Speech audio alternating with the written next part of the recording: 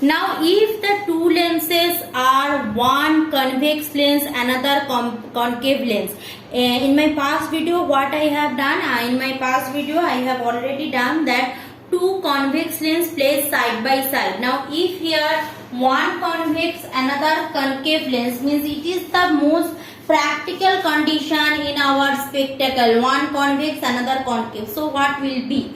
Now remember that if you are having a concave lens, then concave lens focal length will be what? Always positive or negative. What do you think? That we know that that focal length of concave lens always what? Negative.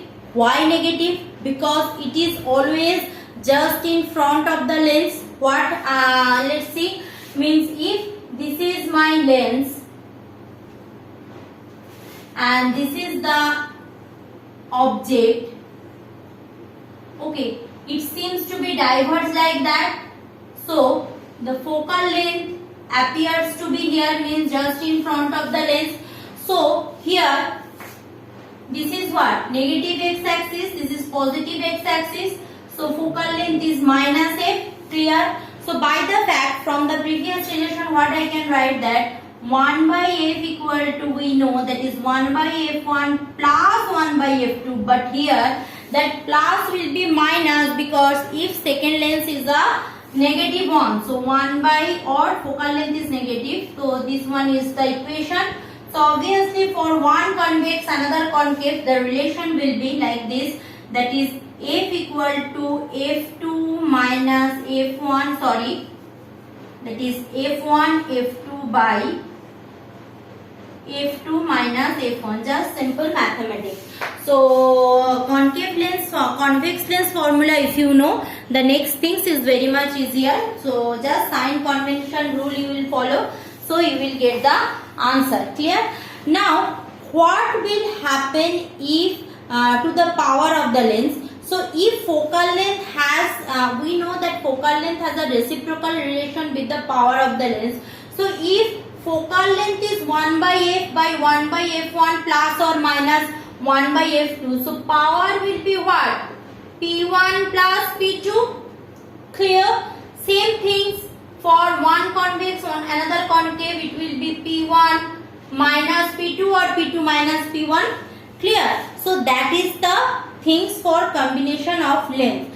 Clear? So now this is the okay, focal length is okay. Now what is the thing physically? If one is convex and next one is a concave lens, so together it will behave how? Similarly, if one is convex, next one also convex, so together it will behave as which kind of lens? Which kind of lens? Remember that if focal length of the convex lens greater than concave lens, obviously that f2 is less than f1, then the whole combination will give me a negative f. Means if f2 less than f1, then whole combination will give me a negative f. Negative focal length means this whole combination will behave as a concave lens. Things should be very clear.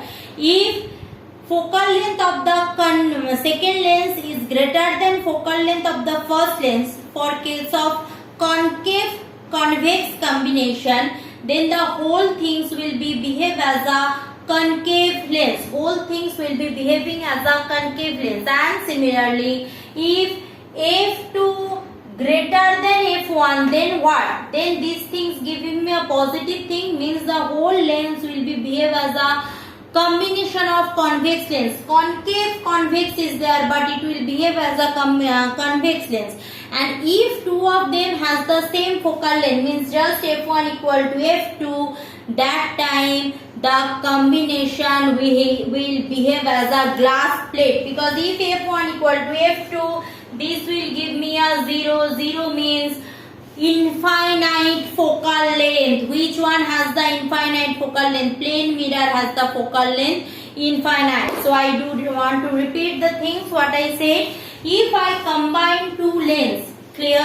If I do combine two lens, one is convex, another is also convex. No need to think about that. We are just using equivalent combination of lens formula, and if one is convex, another is concave, so we are following this relation. So if I do follow this relation, what is the perspective of this relation?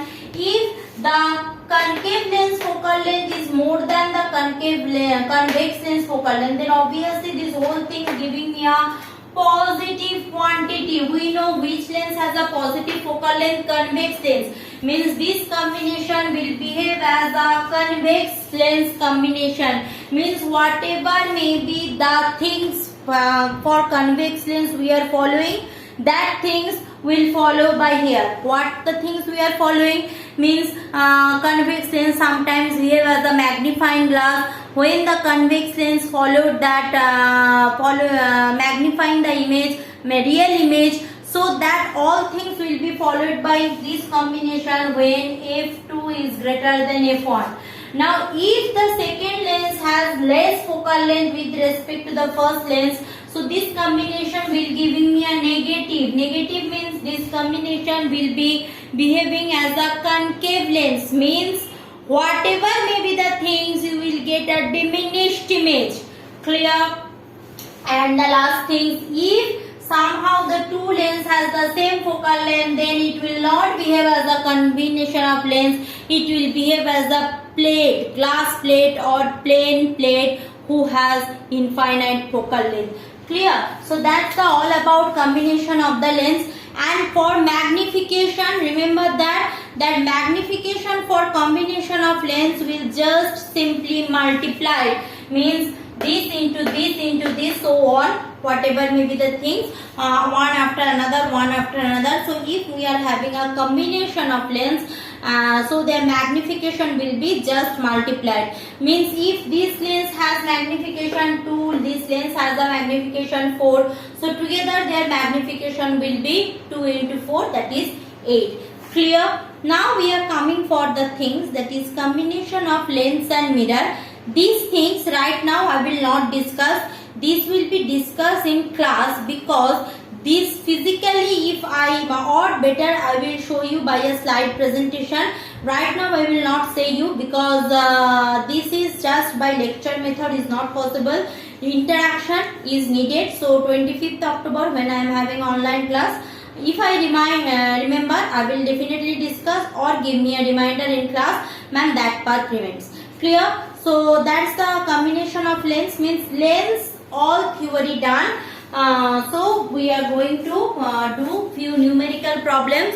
Means I will give worksheet there. With that numerical problems we will follow, or in the next week video I will give you the numerical problems on this chapter. Clear? Means lens completed. Okay, next day onwards we will start. After that worksheet or the numerical problems, we will start discussing, that is refraction through prism. Thank you.